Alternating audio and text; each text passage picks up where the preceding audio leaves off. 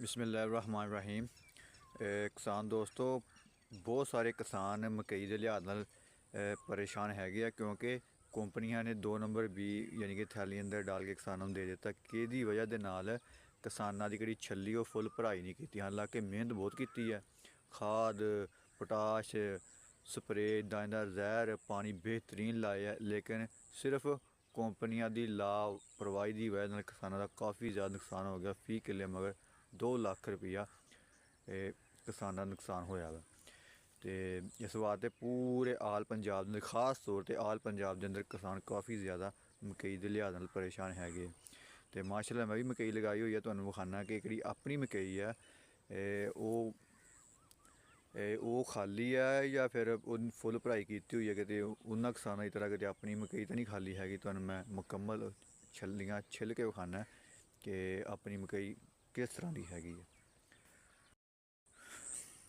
ਮਾਸ਼ਾਅੱਲਾ ਆਹ ਆਪਣੀ ਮਕਈ ਹੈ। ਤੁਹਾਨੂੰ ਇਹਦੀ ਅੰਦਰੋਂ ਕੁਛ ਛੱਲੀਆਂ ਨਾ, ਯਾਨੀ ਕਿ ਮੈਂ ਤੁਹਾਨੂੰ ਪਾੜ ਕੇ ਵਿਖਾਉਣਾ, ਮੈਂ ਛਿੱਲ ਕੇ ਵਿਖਾਉਣਾ ਕਿ ਆਪਣੀ ਮਕਈ ਕਿਸ ਤਰ੍ਹਾਂ ਦੀ ਹੈਗੀ ਹੈ। ਇਹਨੇ ਫੁੱਲ ਭਰਾਈ ਕੀਤੀ ਹੈਗੀ ਜਾਂ ਇਹਨੇ ਨਹੀਂ ਭਰਾਈ ਕੀਤੀ ਹੈਗੀ। ਅਤੇ ਤੁਹਾਨੂੰ ਇਹਦੇ ਅੰਦਰ ਕੁਛ ਛੱਲੀਆਂ ਪਾੜ ਕੇ ਵਿਖਾ ਦਿੰਦਾ ਮੈਂ ਕਿ ਇਹ ਕਿਸ ਤਰ੍ਹਾਂ ਦੀਆਂ ਹੈਗੀਆਂ। ਮੈਂ ਪਹਿਲੇ ਆਪਾਂ ਇਸੇ ਨੂੰ ਵੇਖ ਲੈਂਦੇ ਹਾਂ।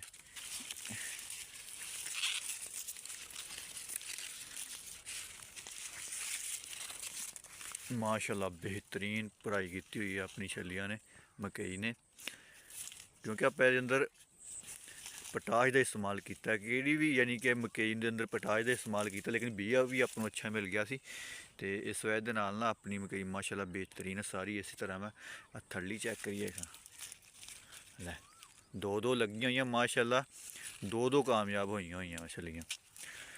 ਠੀਕ ਹੋ ਗਿਆ। ਇਸ ਤੋਂ ਹਟ ਕੇ ਆਪਾਂ ਹੋਰ ਵੀ ਪੌਦੇ ਵੇਖ ਲੈਂਦੇ ਹਾਂ ਕਿਹਨਾਂ ਨਾਲ ਛੱਲੀਆਂ ਲੱਗੀਆਂ ਹੋਈਆਂ। ਉਹ ਵੀ ਇਸ ਤਰ੍ਹਾਂ ਆ ਜਾਂ ਇਹੀ ਹੈਗਾ ਵਾ। ਅਤੇ ਆਪਾਂ ਉੱਥੋਂ ਕੋਈ ਲੱਭ ਲੈਂਦੇ ਹਾਂ, ਕੋਈ ਨਾਜ਼ੁਕ ਜਾਂ ਛੋਟਾ ਛੱਲੀ ਆਵੇ ਦੂਰ ਨਜ਼ਰ ਆ ਰਿਹਾ। ਦੇਖੋ ਨਾ, ਆਹ ਪਰਿੰਦਿਆਂ ਨੇ ਖਾਧੀ ਹੋਈ ਹੈ।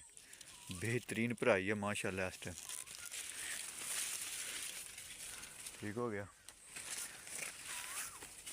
ਆਹ ਦੇਖ ਲਓ ਮਾਸ਼ਾਅੱਲਾ। ਨਹੀਂ, ਆਪਣੀ ਵੀ ਗਈ ਮਾਸ਼ਾਅੱਲਾ ਨਾ ਬਿਹਤਰੀਨ ਹੈ। ਕੋਈ ਐਸੀ ਛੱਲੀ ਨਹੀਂ ਹੈਗੀ ਜਿਹੜੀ ਨਾਕੁਸ ਹੋਵੇ। ਠੀਕ ਹੋ ਗਿਆ। ਆਪਾਂ ਅੰਦਰਲੀ ਸਾਈਡ 'ਤੇ ਜਾ ਰਹੇ ਹਾਂ ਅਤੇ ਕੋਈ ਛੱਲੀ ਪਾੜ ਲਓ, ਆਹ ਪਾੜ ਲਓ ਭਲਾ। ਇਹ ਵੀ ਇਸੇ ਤਰ੍ਹਾਂ ਹੋਈ। ਉਹ ਦੇਖੋ ਅੰਦਰੋਂ ਨਜ਼ਰ ਆ ਗਈ ਉਹ ਦਾਣੇ ਇਹਦੇ। ਇਹ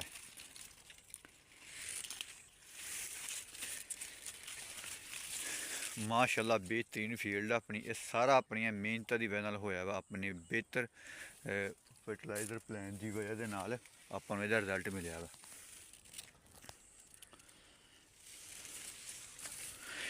ਉਮੀਦ ਆ ਕਿ ਅੱਜ ਤੋਂ ਤਕਰੀਬਨ ਹਫ਼ਤੇ ਬਾਅਦ ਜਾਂ 10 ਦਿਨਾਂ ਬਾਅਦ ਇੱਕ ਪਾਣੀ ਨੂੰ ਹੋਰ ਲਾਵਾਂਗੇ, ਜਾਂ 2 ਵੀ ਲੱਗ ਸਕਦੇ ਆ। ਇਹਦੀ ਆਪਾਂ ਹਾਰਵੈਸਟਿੰਗ ਕਰ ਲੈਣੀ ਹੈ ਅਤੇ ਜ਼ਿਆਦਾ ਅਰਸਾ ਨਹੀਂ ਖਲੋਏਗੀ। ਇਸ ਤੋਂ ਬਾਅਦ ਆਪਾਂ ਇਹਨੂੰ ਉੱਤੇ ਜੋ ਵੀ ਸੋਚਾਂਗੇ ਕਿਹੜੀ ਫਸਲ ਲਾਉਣੀ ਹੋਈ ਆਪਾਂ ਲਗਾ ਦਾਂਗੇ।